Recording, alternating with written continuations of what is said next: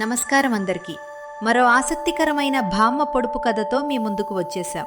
ఈరోజు పొడుపు కథ చాలా చిన్నదే, కానీ సమాధానం మాత్రం అంత ఈజీ కాదు.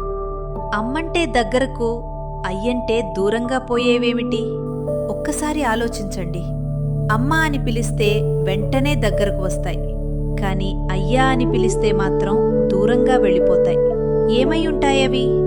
మీకు 5 సెకండ్ల సమయం ఇస్తున్నాం.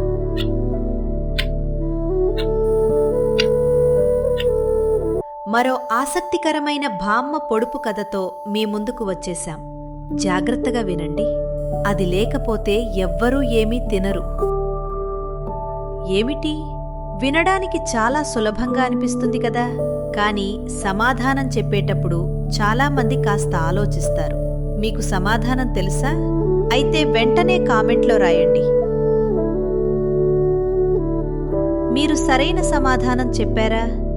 అన్నింటికన్నా విలువైనది, అందరికీ అవసరమైనది, రాజుకైనా కావాలి, రైతుకైనా కావాలి, ధనవంతుడైనా లేక పేదవాడైనా, చిన్నవాడైనా పెద్దవాడైనా, దీని లేక ఒక్క క్షణం కూడా ఉండలేరు.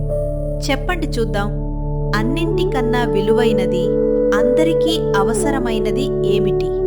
ఆలోచించండి. మీ తెలివితేటలకు మరో చిన్న పరీక్ష సిద్ధంగా ఉంది. ఈరోజు పొడుపు కథ చాలా సరదాగా ఉంటుంది. జాగ్రత్తగా వినండి. ఆకాశంలో ఎగురుతుంది పక్షి కాదు, మనుషుల్ని ఎగరేసుకుపోతుంది గాలి కాదు. అదేమిటి? ఒక్కసారి ఆలోచించండి.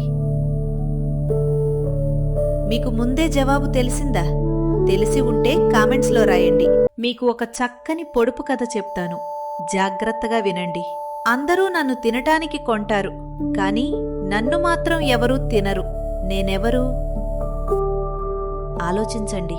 తినడానికి కొంటారు, కానీ దాన్నే ఎవరూ తినరు. నేను శుభ్రంగా ఉన్నప్పుడు నల్లగా ఉంటాను, మురికి పడితే తెల్లగా ఉంటాను. నేనెవరు? ఆలోచించండి. బాగా ఆలోచించండి. మీకు సమాధానం ముందే తెలుసా?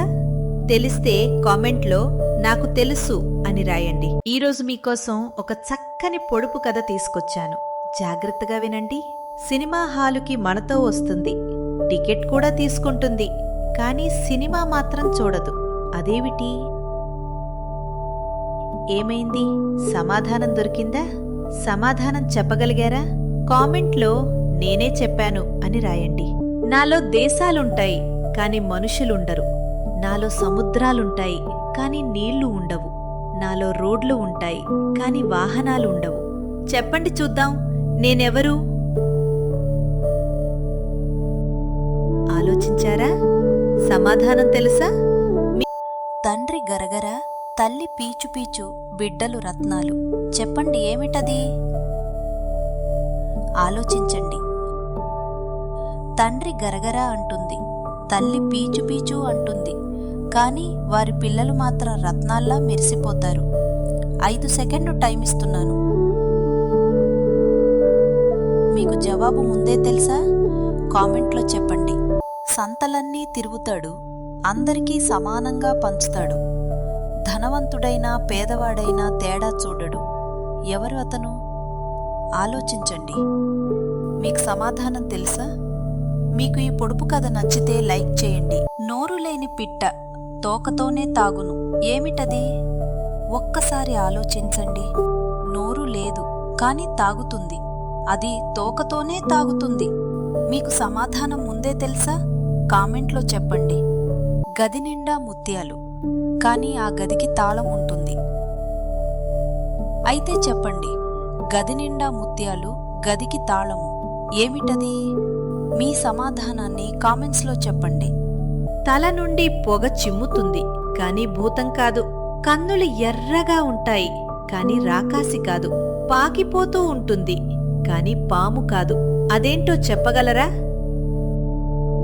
మీకు 5 సెకండ్ల సమయం ఇస్తున్నాను. ఆలోచించారా? సమాధానం దొరికిందా? ఎంత చక్కని పొడుపు కథ కదా! తోవలో పుట్టేది, తోవలో పెరిగేది, తోవలో పోయేవారి కొంగు పట్టేది. ఏమిటది? తోవలోనే పుడుతుంది, తోవలోనే పెరుగుతుంది. అక్కడి నుంచి వెళ్లేవారి బట్టలు కూడా పట్టుకుంటుంది. ఆలోచించండి. మీకు 5 సెకండ్లు టైమిస్తాను. మీరు సరైన సమాధానం చెప్పారా?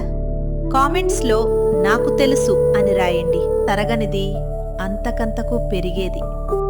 ఇది డబ్బు కాదు, బంగారం కాదు, పొలం కాదు. ఇది మన దగ్గరున్న కొద్దీ పంచుకుంటే తగ్గిపోదు. అదే కాకుండా మరింత పెరుగుతుంది కూడా. మరి అది ఏమై ఉంటుందో ఆలోచించండి. మీకు 5 సెకండ్ల సమయం ఇస్తున్నాను.